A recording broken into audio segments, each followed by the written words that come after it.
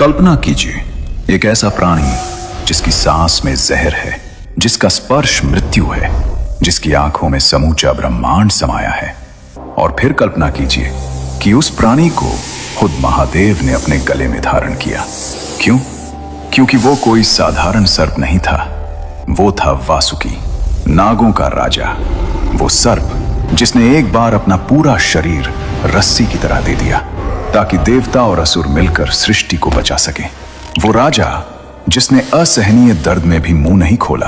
वो भक्त जिसके बारे में खुद भगवान कृष्ण ने गीता में कहा, सर्पों में मैं वासुकी हूं। लेकिन दोस्तों, वासुकी की कहानी सिर्फ समुद्र मंथन तक नहीं रुकती।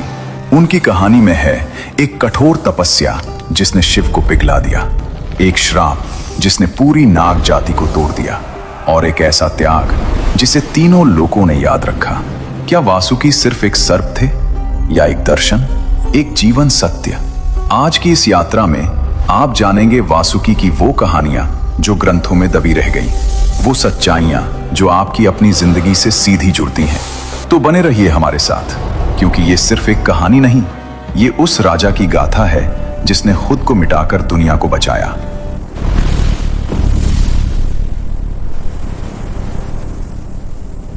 दोस्तों, सबसे पहले बात करते हैं वासुकी थे कौन। हमारे पुराणों में, खासकर महाभारत, विष्णु पुराण, शिव पुराण और भागवत पुराण में वासुकी का उल्लेख बड़े ही आदर और श्रद्धा के साथ किया गया है।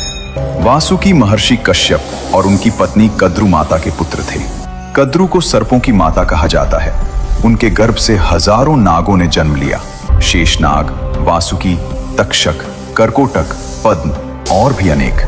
लेकिन इन सब में वासुकी अलग थे। आपने शेषनाग का नाम जरूर सुना होगा। शेषनाग जो भगवान विष्णु की शैया है, जिनके फन पर पूरी पृथ्वी टिकी है। शेषनाग ज्येष्ठ थे, सबसे बड़े। लेकिन वासुकी नागराज थे, नागलोक के राजा। वो जो काम करते थे वो न शेषनाग ने किया न किसी और ने। अगर शेषनाग शक्ति और धैर्य के प्रतीक हैं, तो वासुकी त्याग और भक्ति के। शेषनाग विष्णु की सेवा में है, वासुकी शिव के गले में है। दोनों महान, लेकिन दोनों के रास्ते अलग, दोनों की कहानियां अलग। वासुकी के बारे में ग्रंथों में कहा गया है कि उनके पास एक अद्भुत नागमणि थी जो उनके मस्तक पर चमकती थी। इस मणि की रोशनी इतनी तेज थी कि अंधेरे में भी पूरा नागलोक जगमगा उठता था। उन्हें 9 फनों वाला भी कहा जाता है।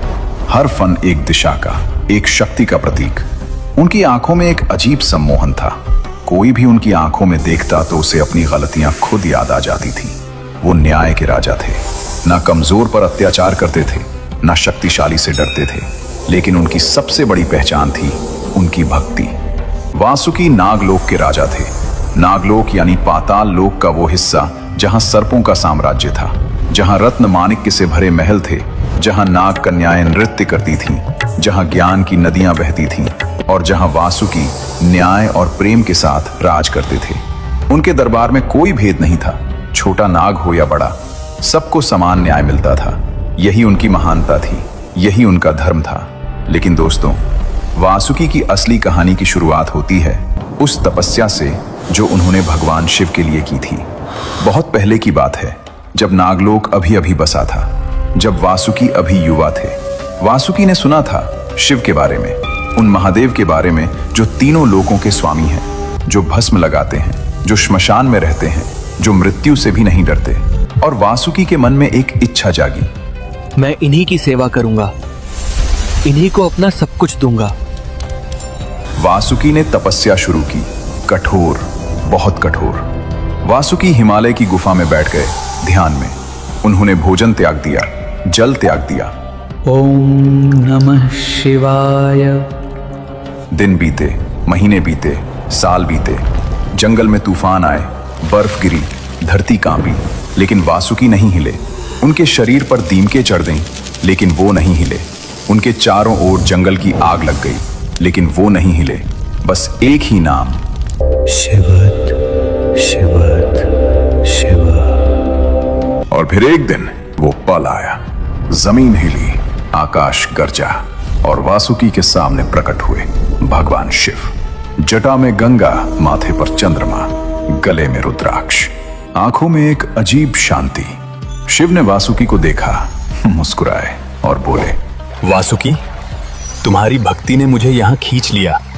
मांगो, क्या चाहते हो?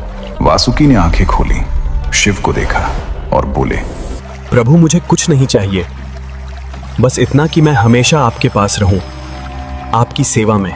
शिव एक पल के लिए चुप रहे और फिर बोले, तथास्तु, आज से तुम मेरे गले के आभूषण बनोगे। दोस्तों, सोचिए इस पल को, जो भगवान तीनों लोकों के स्वामी हैं, जिनके पास देने को सब कुछ था, धन, शक्ति, अमरता, और वासुकी ने मांगा क्या?